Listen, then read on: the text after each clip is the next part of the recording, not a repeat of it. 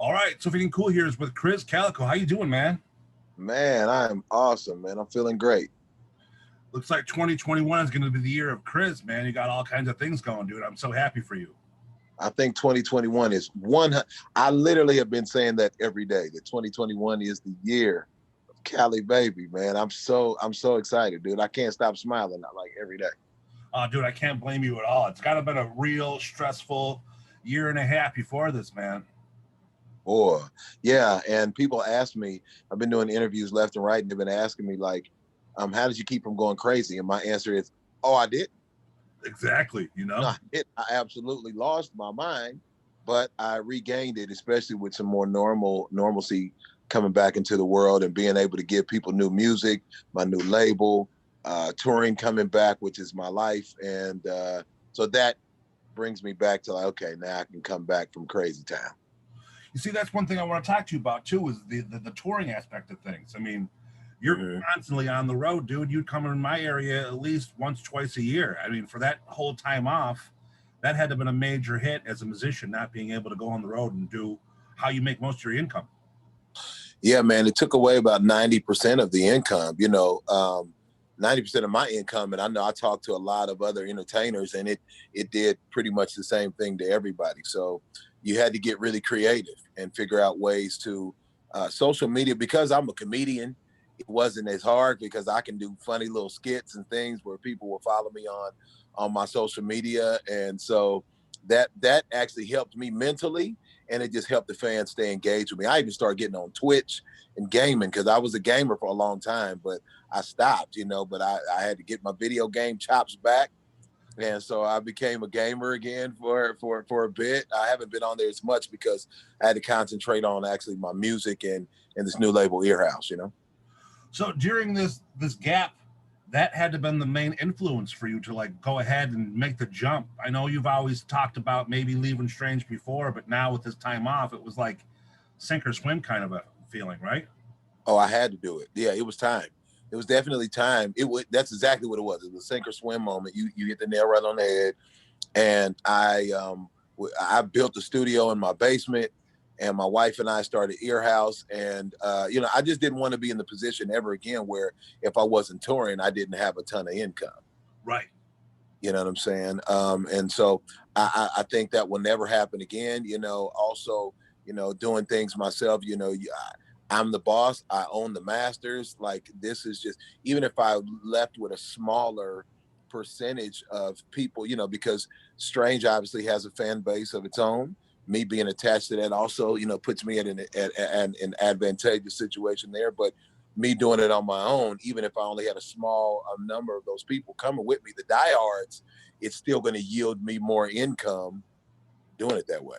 Oh, for sure, dude. Now, I know you have battles with anxiety and things like that. I mean, I know you were Strange for 20 years. I mean, was your anxiety at an all-time high when you finally sat down and said, hey, man, I got to go and be free. I got to do my own thing? Yeah, it was. It was like Tech N9ne were doing the show. It was the first actually live stream show that we were going to do. And we were all rehearsing, and Travis walked into the room, and it was just me, Tech, and Trav. And everybody else left the room. It was like a weird thing. The sound guys don't just leave the room. Everybody left the room, and I was just sitting there, and I was like, my heart was like, I got to tell them right now. And I did. I mean, dude, I was in tears for a week before I even told, because of Tech, man. I didn't want to, we are dynamic on stage, man. What we created is legendary. And so to be able to have to tell him that this is what I want to do with my life, was a very, very hard decision. And I sat down with the two of them and told them, and they were pretty receptive. I think Tech definitely struggled a little bit more, only because we are brothers, man. That is my brother. He's like one of my best friends in the world. He's definitely my brother. And so for us to part ways, no matter what the reason is going to be an emotional thing. Now, I understand you guys part ways on label fronts, but you guys are still like going to tour together and things like that, or no? No, not at the moment. Not at the moment. We won't. I mean, the door's never closed on that idea. That's my brother. We're dynamic. I'm sure people would want to see us again, but at the moment, I will be going out and touring alone with me and my band, who kick complete ass every night. I don't know if you caught the live stream. I did a stream called The Reveal, where I revealed this to the fan base, and I wanted to do it in that way because our fans love us, and I didn't want to ever disappoint them, but I wanted them to know this is why I was doing it. And I think they were very receptive. The show was ridiculous, probably the most ridiculous show I've ever even been a part of, and that's saying a lot. And so I'll take that same act or on a smaller scale, depending on what venues I'm playing at. And every show that I do will be an event. An event. You know, we do normally 200 days a year, you know, all around the country, sometimes hitting it 2-3 times. My shows will be more of an event that you cannot miss, because I may not be there 2, 3, 4 times that year. More than likely I won't, you know, but I'm coming to service all of the fans. I'm coming to put on a hell of a show in all of the A, B, C markets. I'm coming. So it's going to be totally dope, man. Now, one thing I got to ask is I've seen you play, dude, at least a dozen times, and you put on a phenomenal show each time. Yeah. The one takeaway I always enjoy is the intermission when you bring out the titties, man, and all the girls start taking their tops off and whatnot. Are you going to do that in the show? I won't. I don't think I'm gonna influence it. I'm gonna play those songs, and if they feel so inclined, please do. But it sometimes can create an issue if you're influencing it, because we have all age shows. I'll have all ages shows, and if girls are doing that are underage, I definitely don't want that at all. That's the grown woman part of the show. And people like to come out and drink and kick it with me, and if they want to do that, man, when I play titties, when I play areola, then hey, if you're of age and you won't get kicked out and arrested, then hey, that's literally everybody's favorite part of the show. The girls, the guys, people we tour with. I can remember touring with Kendrick Lamar and, you know, all of these other guys, and they would come out. They were already off the stage. They would come back so they could see that part of the show. I mean, come on, man, everybody loves titties. That's it, baby, for sure, man. Yeah. let me ask you this, man. 20 years ago, did you ever envision yourself having your own label? No, I didn't. I mean, you never know what's coming down the pipeline. And I learned a ton of things, you know, in my career, of what to do, how to make it pop, how to be successful, also what not to do. Things that even could have been done that maybe we didn't think of. So I learned a lot of this stuff. And so I'm just going to take all of the things that I learned from Strange, from all the kind of other artists. When I got ready to journey out on this venture of my own, on this solo mission, I talked to a lot of very successful independent rappers and artists. I mean, a lot of people gave me advice. I talked to Tom McDonald, Jelly Roll, E40, T-Pain, Mercules, my dude Big Smoke. I mean, Demon Jones, who I don't know if you're familiar with Demon Jones, but Demon Jones is in the country rap world, gave me just such great information. Probably him and Futuristic, out of everybody, gave me the most information. I got Tom McDonald calling me at 2 a.m. like, hey, I just got your message. Here's what you should do. So I learned a ton along the way. So 20 years ago, no, I didn't know, but getting all the information that I've, acquired over all of those years, and especially as of late, let me know that I could get out here and kick ass doing it. Well, dude, you went out and released a straight banger to set everything off, man. Wait is a fantastic song, dude. Yeah. I can't get it off my playlist, dude. It's hey, man, that's how you got to. I had to represent for the big dudes, and the song isn't even just about weight. I think people that I've had a couple of guys that said, hey, man, you just celebrating being a fat dude. That's not what that song is about. That song is about loving yourself no matter what condition you're in. Naturally, if you have the ability to change, your condition, if you're an overweight guy or overweight girl, you should get in better shape. You should be the healthiest that you can be. If you are, there's anorexic people, there's a weight challenge. It's called Risk Being Seen that they're doing on TikTok.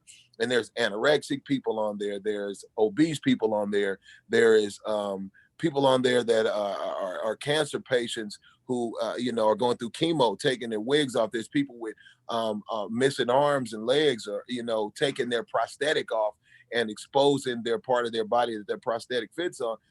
It's about relieving yourself from the weight of life.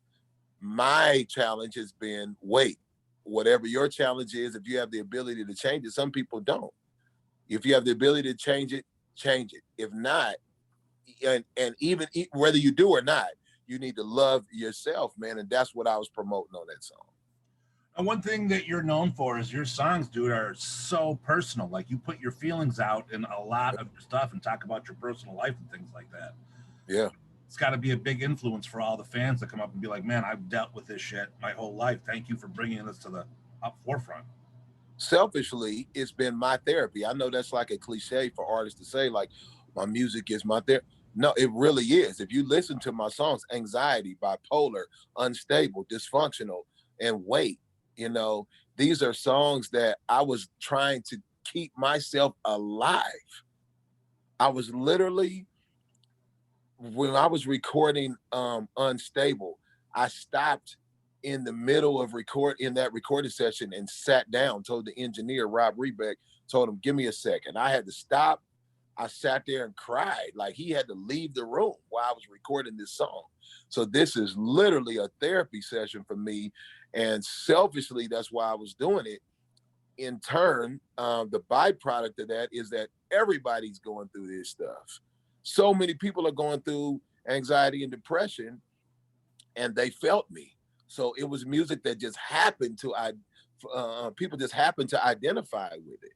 It wasn't like, ooh, let me go out here and make a song about mental health. And I wasn't doing that. I see that it's getting more popular for a couple of reasons, probably for a myriad of reasons, you know, that people are going through this more and they're expressing it more, I should say. Also, it's a popular thing to talk about. Oh, let's go, mental health, da da da da.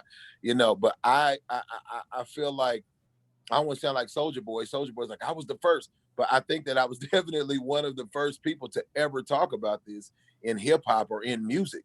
At least to put it out there in this major way and say, hey, I was suicidal. I was sitting here with my wife saying, you know, hide these guns because I don't think I want to make it through another day. And being able to make that, translate that into song form, people to feel that in it, to save so many people's life. The biggest comment that I get is people saying they were going to commit suicide until they listened to me, and it made them stay alive, dude. That's a big responsibility to have, but I love that that's the effect that it's having on people. It's saving people's lives. And now I feel like it's Wait, you know, speaks to that once again. Again, if you can change yourself for the better, do it. That doesn't mean you're not supposed to love yourself. You're supposed to be able to free yourself. Dude, I was scared as hell to shoot that video. That was suggested to me. I was like, hell no, I'm not doing that. I'm not, dude, I got man boobs. I'm not about to do that. And I was like, you know what? I'm gonna do it. And I did it. And the first shot they showed me, I was like, oh wow, this is gonna really speak to people. It was just some type of just dope beauty, man. A dude said on a vlog I was looking at, this guy said, man, I don't know how manly that is to do that. And I'm like, no, actually you gotta have a big set of balls to do that. Right, for sure. You gotta have balls, you gotta have guts to put yourself out there like that. And I knew that I would get some flack about it, but 98%, 99% of the feedback is just exactly what I wanted it to be, which was great. And other people start taking their clothes off, you know, not going crazy, but, you know, stripping down to what they normally wouldn't do, showing their torso, at least showing their midsection. Women are have a bikini or a bra or something on, but and it's amazing how liberating that is and how it makes you feel more free. Actually, I lost 20 pounds since doing the video. Good for you, man. Good for you, man. Now, there's an urban legend that I want to ask you about, that a few people were contemplating suicide, and your music would play on their phone or something like that, and it would like click to them that they should not be doing that. Have you ever heard like that? I've heard two. This is what's crazy right here, man. I heard two different people say that they weren't even by their phone. this feels like some divine intervention type stuff, man. Like they weren't even by their phone. And they said that this one person in particular messaged me, wrote a letter to me and sent it to Strange. And they gave it to me. And it said, I wasn't by my phone. I was actually trying to commit suicide, like in the act. And the song started playing. Your song started playing on my phone on its own. I don't know what it was. Maybe they were listening to my music before and, you know, the phone malfunctioned. I don't know what you want to call it. But they were like, when I heard that song on my phone, I knew that I was supposed to live. And then I wrote you this letter. I'm like, what? Right. You know, that feels like, I don't know what your belief system is. And it doesn't even matter if people believe in whatever you believe in. Come on, dude. That's not just a coincidence. Something happened there. Something happened and they were supposed to live. You know, a similar thing happened to another person. So I've heard two different people say, I wasn't even playing your music. And I was at that point and all of a sudden it started playing on the phone. I was like, wow, dude. So I know what I'm here to do on the earth. I know what I'm sitting here to do. I'm sitting here to not just save everybody's life like that, because all my music is not emotional. I got songs like Girls Like That. I got songs where, I got songs where I'm talking about girls shaking their booty naturally. I got Titties, a song called Titties, you know what I'm saying? But I think I have a song for every emotion that you would want to feel. And that's why my slogan for my label is everything that you want to hear comes from this house, the Ear House. You see, that's what makes your show so great, man. When you get up there and perform, like you said, your songs are about everything. So you're going on an emotional ride when you're watching one of you. You're talking about depression. You're having girls pop out titties, man. You never know what's going to come next. And you don't even know what type of song it's going to be, because I do rock and it's like hardcore hip hop. Then there's a club banger, and then there's an emotional song. Then there's, and then we're at dang near a country joint. I mean, like, you never know what you're going to get. But I know that it's going to be super entertaining. If you ever see Krizz Kaliko coming to your town, you have to go. It will be an event and a spectacle. Trust me. Now, is there going to be more songs, or are you going to go on the single aspect, or is there a full album coming out, or how do you plan on doing things? I plan on dropping singles this year. I know people are used to me dropping albums, but I think the way that people are consuming music, that it's better for them and me for me to just drop songs. I'll have a song coming out probably every month, maybe more than that. I might drop some bonus songs, within the month, but most of the time I'm dropping singles. And I've been toying with the idea of doing a Christmas album. Everybody has been asking me to do a KRIZZMAS Christmas album, and I was like, is that corny? Sometimes corny is good though, bro. So people have been asking and requesting, like literally for 10 years, asking me to do a Christmas album. So I've been flirting with that idea. But other than that, I would be dropping the most music you've ever heard from me, song after song after song, so singles. See, I appreciate that single aspect, man. I mean, I know that's what the music industry shifted to during this whole pandemic. Yeah. I like the fact that when you're only doing a single, it's got to be your best work possible. I mean, you can't put out a piece of shit. You know what I mean? No, you can't put an album. I mean, I don't really make album fillers. I think that you can put my albums on and let the whole thing ride, when I was with Strange. But the single makes you have to put the most kick-ass song out at that time. And so I love that, because I'm a single writer. I write even for other people. I write for other bigger artists. And most of the time they're like, I want a hit. Give me a hit, because they come to me for their hits. And so I'm always, I'm a hook writer anyway. And as a hook writer, you have to write stuff that people will sing. I knew that even though it was my therapy and it's emotional, I knew that people would sing Unstable. And you really don't care about the rest.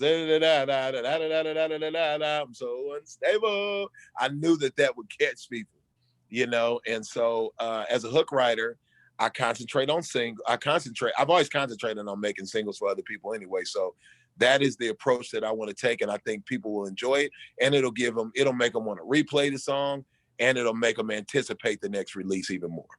That's it, man. You're almost like a drug dealer. You're just giving us a little taste. Keep it. Yeah, for sure. Yeah, man. Yeah, So get you hooked. Get you hooked. that's it, baby.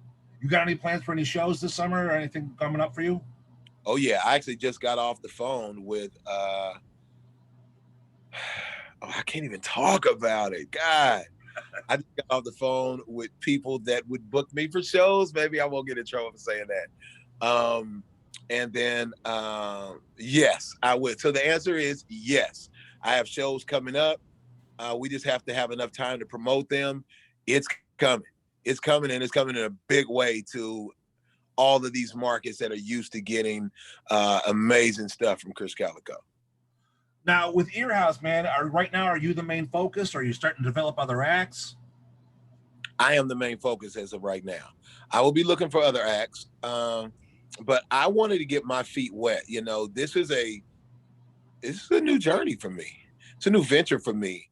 So managing acts, managing another artist or other artists would be a huge undertaking while I'm trying to get this thing off the ground and deliver and releasing my own music. But it will be happening really soon. They're gonna have to be the dopest people you've ever seen in life. They're gonna have to be because people are used to dope music from me and ridiculously lit shows. So they're gonna have to be lit on stage, and they're gonna have to be an incredible artist that knows how to make songs that connect with people.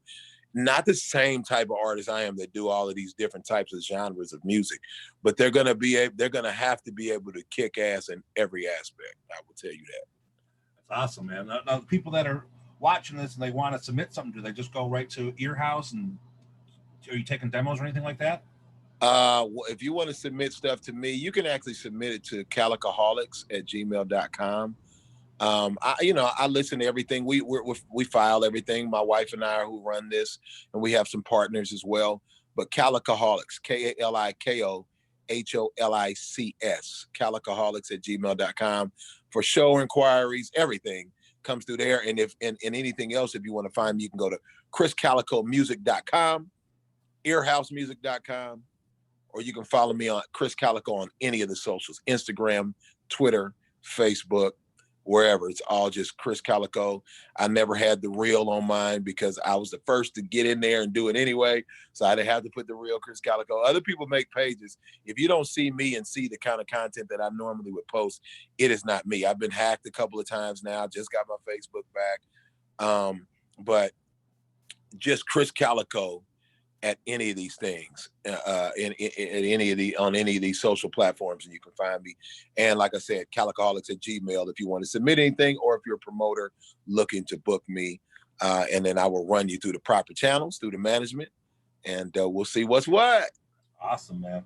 Now, one thing I got to know is a lot of people that are doing singles are doing limited merch that are just tie into that single. Is that something that you're going to be going forward with? I already did it. There's already a Wait shirt out there. I usually have it on. There's already a shirt that says Wait on it, and it's got my single artwork on it. So yeah, I'll be doing that with each single. I think people were demanding that, and so I'll have other merch and the single specific merch. And then there's Earhouse merch too. And if you go to KrizzKalikomusic.com or even earhouse.com, there's a merchandise store that you can go to, and you can rep Earhouse, man. It's going to be a crazy year, dude. I think it's going to be amazing. I put that out there, that chant out there, the whose house?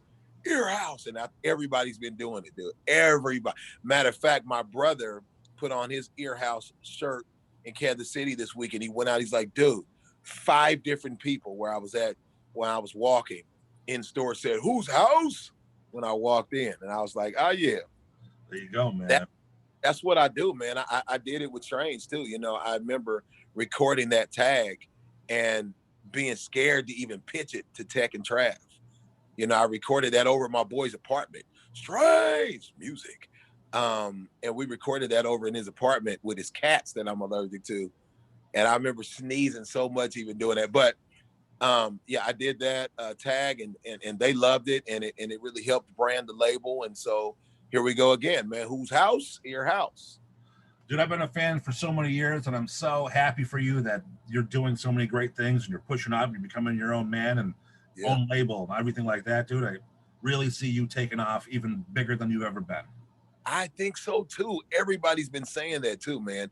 All of the fans, all of the Calicaholics, the technicians too, the juggalos, mainstream fans, whoever, whatever, country fans, everybody that's been logging on to me have been saying the same thing. And if you're familiar with me, they've really been saying it like, dude, this seems like this is a great move for you. People can really see you spread your wings and shine. And I agree. The efforts that we're making, the efforts that we're taking, I think are really going to prove themselves to be. I don't know, dude. I'm tongue tied a bit right now, dude, because I'm super excited about like where we're gonna go. But I think that the fans and what I'm doing coming together is gonna make me have the biggest year of my career. I could see it, dude, for sure. Well, I want to thank you for being on the show. I hope that you're going to be in my area sometime this coming. What's your area? Where you live? Buffalo. Ah, you know I'm coming there. So, what's that place called? Town Ballroom? Yep, that's exactly it. Yep. Ballroom. You know I'm coming to Buffalo. Matter of fact, I came to Buffalo. One of my favorite artists is an old school artist, Rick James. Right. And he's buried there because he's from there. I came there. I don't even go to any cemetery to see, to visit any relatives' graves. I came to Rick James' grave there in Buffalo. Okay. So yeah, I definitely will be in Buffalo. Don't you worry. Perfect, man. Well, I'll definitely catch up when you're in my town. Hey man, thank you for having me, brother. All right, man. Take care. All right, man. Peace.